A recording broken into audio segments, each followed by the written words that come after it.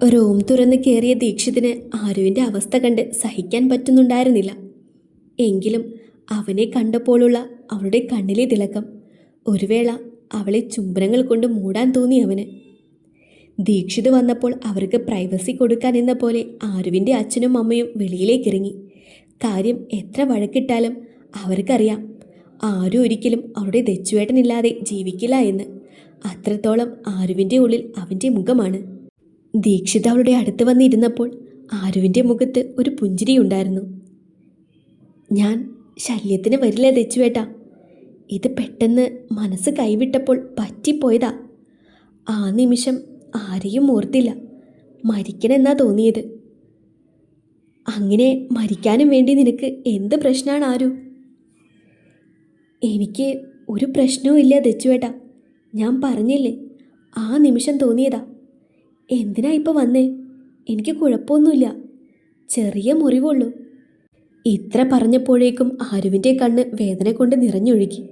ഒന്നുമില്ലാഞ്ഞിട്ടാണോടി പുല്ലേ ഈ കണ്ണിങ്ങനെ നിറയുന്നത്? നിനക്കറിയാവുന്നതല്ലേ എൻ്റെ ദേഷ്യം. ഞാൻ എന്തെങ്കിലും പറഞ്ഞു എന്ന് വെച്ച് ഉടനെ ഉപേക്ഷിച്ച് പോവാണോ വേണ്ടത്? നിന്റെ തെച്ചുവേട്ടനല്ലേ, നിനക്കല്ലേ എന്നെ മനസ്സിലാവുന്നത്. അങ്ങനെ എനിക്ക് നിന്നെ ഉപേക്ഷിച്ച് പോവാൻ പറ്റുമോ ആരു? എൻ്റെ ജീവനല്ലേ പെണ്ണെ നീ? ഇത്രയും പറഞ്ഞ് ആരുവിനെ പതിയെ അവൻ്റെ നെഞ്ചിലേക്ക് ചേർക്കുമ്പോൾ രണ്ടുപേരും കരഞ്ഞിരുന്നു. മതി കരഞ്ഞത്, ഇനി വേണ്ട. എത്രയും പെട്ടെന്ന് നിന്നെ ഞാൻ കൊണ്ടുപോകും. ഇനിയും എനിക്ക് പറ്റില്ല പെണ്ണെ. പിന്നെ സാക്ഷി.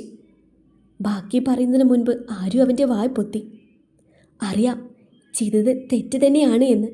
ഇതെല്ലാം ഓക്കെ ആയിട്ട് എത്ര തവണ വേണമെങ്കിലും സച്ചിയോട് മാപ്പ് പറയാം ഞാൻ, സിദ്ധുവേട്ടനോടും. ഞങ്ങളോട് ആരും മാപ്പൊന്നും പറയണ്ട, അതൊക്കെ എപ്പോഴും ഞങ്ങൾ ക്ഷമിച്ചു അല്ലേടി ഭാര്യയെ? സിദ്ധു ഇതും പറഞ്ഞ് കയറി വന്നതും അവിടെ കൂട്ടച്ചിരിയായി. ഇന്നാണ് സാക്ഷിയുടെ കോളേജിലെ പരിപാടി. രാവിലെ തന്നെ പെണ്ണ് സാരിയോട് ഗുസ്തിയായിരുന്നു.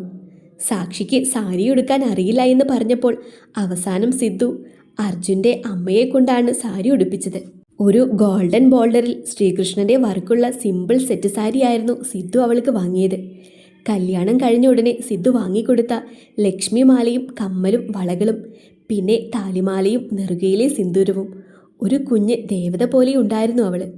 സാക്ഷിയുടെ സൗന്ദര്യം എടുത്തു കാണിക്കുന്നത് താലിമാലയിലും സിന്ദൂരത്തിലുമാണെന്ന് തോന്നി അവന്.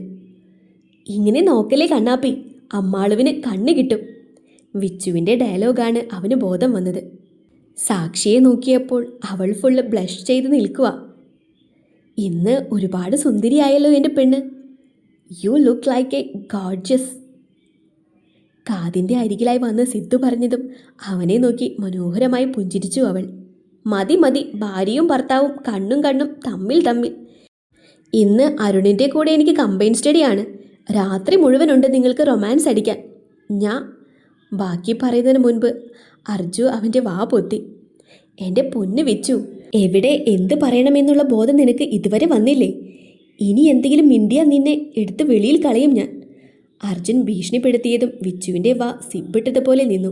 സച്ചുവിന് മാച്ചാകുന്ന പോലെ കൃഷ്ണൻ്റെ ഫോട്ടോയുള്ള ഷർട്ടും കസവിൻ്റെ മുണ്ടുമായിരുന്നു സിദ്ധുവിൻ്റെ വേഷം. കോളേജിൽ ഫെയർവെൽ ആണെങ്കിലും കൂടുതൽ ക്ലാസ്സിൻ്റെയും ഡ്രസ് കോഡ് സെറ്റ് സാരിയായിരുന്നു. അവിടെ നിന്നും കുറേ സെൽഫി, പിന്നെ സാക്ഷിയുടെയും സിദ്ധുവിൻ്റെയും കപ്പിൾ ഫോട്ടോ, വിച്ചുകൂടിയുള്ള ഫാമിലി ഫോട്ടോ.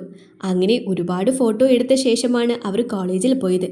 സിദ്ധുവിന് കാറുള്ളത് കൊണ്ട് സാക്ഷിക്ക് സാരി എടുത്ത് ബുള്ളറ്റിൽ കയറേണ്ടി വന്നില്ല. കോളേജിൽ എത്തിയപ്പോഴേക്കും കുറുക്കൻ്റെ കണ്ണ് കോഴിക്കൂട്ടിൽ എന്ന പോലെ സിദ്ധുവിൻ്റെ കണ്ണ് സാക്ഷിയുടെ പുറകെയായിരുന്നു.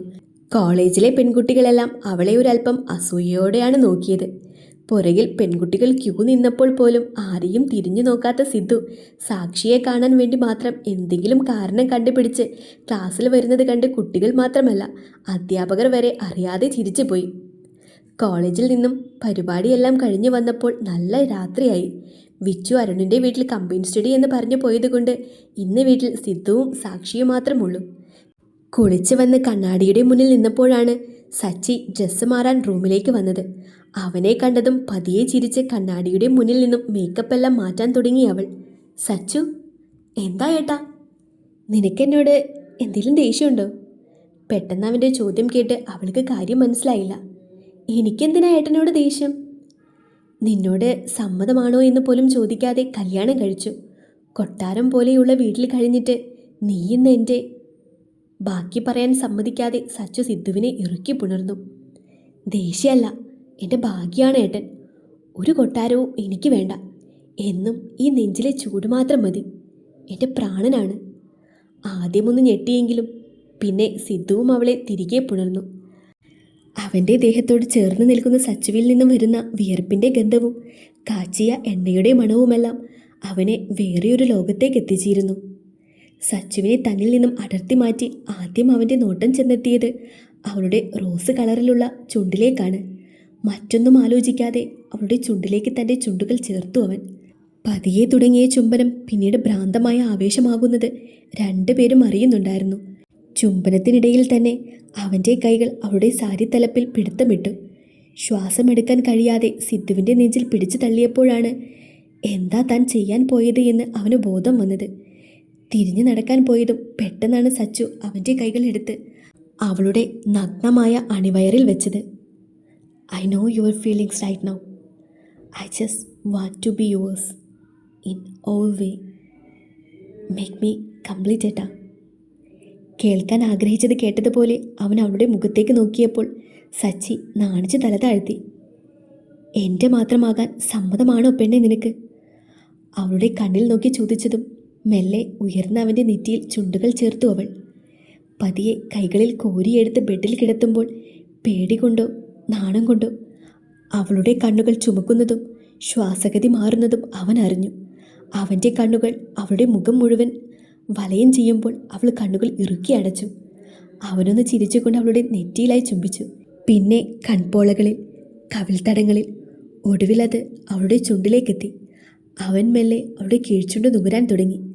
നിമിഷങ്ങൾക്കകം അത് മേൽചുണ്ടിലേക്ക് ചേക്കേറി. പല്ലുകളും നാവുകൾ പോലും ആ ചുംബനത്തിന് കൂട്ടായി എത്തിയപ്പോൾ അതൊരു ഭ്രാന്തമായ ചുംബനമായി മാറിയിരുന്നു. അവൻ്റെ ചുണ്ടുകൾ മെല്ലെ അവളുടെ കഴുത്തിലേക്ക് അരിച്ചിറങ്ങി. ഓരോ സ്പർശനത്തിലും ആ പെണ്ണ് വിവശയായിരുന്നു. കഴുത്തിൽ അവൻ്റെ നാവുകൾ അലഞ്ഞപ്പോൾ അവൾ കൂടുതൽ തളർന്നു. പല്ലുകളും നാവും അവിടെ എന്തിനോ വേണ്ടി തിരയുമ്പോൾ സാക്ഷിയുടെ കൈകൾ അവൻ്റെ പുറത്ത് മുറിവുകൾ ഉണ്ടാക്കി. അവൻ്റെ കൈകൾ കൊണ്ട് തന്നെ വിവസ്ത്രയാകുന്നതും അവൻ അവൾക്ക് പുതപ്പാകുന്നതും പെണ്ണറിയുന്നുണ്ടായിരുന്നു. അവൻ അവളുടെ മാറിലേക്ക് മുഖം പൂഴ്ത്തിയപ്പോൾ പെണ്ണൊന്ന് ഉയർന്നു പൊങ്ങി. സിദ്ധുവിൻ്റെ കൈകൾ അവളുടെ നാഭിച്ചുഴിയിൽ കുസൃതികൾ കാട്ടുമ്പോൾ പെണ്ണ് പൂർണ്ണമായും തളർന്നിരുന്നു. പുറത്ത് കൈകൾ മുറുകുന്നത് മനസ്സിലാക്കി പതിയെ അവളെ വേദനിപ്പിച്ചുകൊണ്ട് തന്നെ അവൻ അവളിലേക്ക് ആഴ്ന്നിറങ്ങി. വേദന സഹിക്കാൻ വയ്യാതെ ശബ്ദമുയർന്നപ്പോൾ അവൻ അവളുടെ ചുണ്ടുകൾ അവൻ്റേതുമായി കുരുത്തു. ഒടുവിൽ തളർന്ന അവളുടെ മാറിലേക്ക് വീഴുമ്പോഴും സച്ചുവിൻ്റെ കൈകൾ അവനെ ചേർത്ത് പിടിച്ചിട്ടുണ്ടായിരുന്നു. പതിയെ അവളിൽ നിന്നും അടർന്നു മാറി സാക്ഷിയെ നെഞ്ചിലേക്ക് ചേർക്കുമ്പോൾ രണ്ടുപേരും ഹാപ്പിയായിരുന്നു. തന്നെ എല്ലാ അർത്ഥത്തിലും പൂർണ്ണയാക്കിയവനോട് അവൾക്ക് ബഹുമാനം തോന്നി. ഒരുപാട് വേദനിച്ചോ സച്ചു? ഇല്ല. ഇന്ന് ഈ ദിവസം നീ അറിയേണ്ട ഒരു കാര്യമുണ്ട് പെണ്ണെ. എന്ത്? പുതപ്പ് കൊണ്ട് ഒന്നുകൂടി പുതച്ച് അവനിലേക്ക് ചേർന്നു അവൾ. നീ ഒരിക്കൽ എന്നോട് പറഞ്ഞില്ലേ, മംഗലത്ത് ഗ്രൂപ്പിൻ്റെ തല, ആ തല ഞാനാണ്. എന്ത്? വിശ്വാസം വരാതെ ഞെട്ടി എഴുന്നേറ്റവളെ തന്നിലേക്ക് ഒന്നുകൂടി ചേർത്തു അവൻ.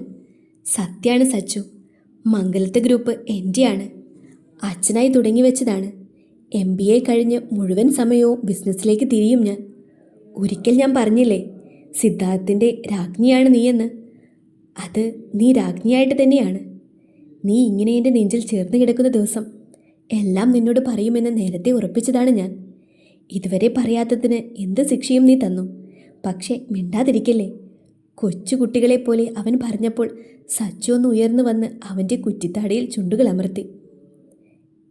എനിക്കെല്ലാം അറിയണം, ഇന്നല്ല നാളെ. I don't want to spoil this beautiful night. Sakshi പറഞ്ഞതും സിദ്ധു അവളെ ഒന്നുകൂടി തന്നിലേക്ക് ചേർത്തു.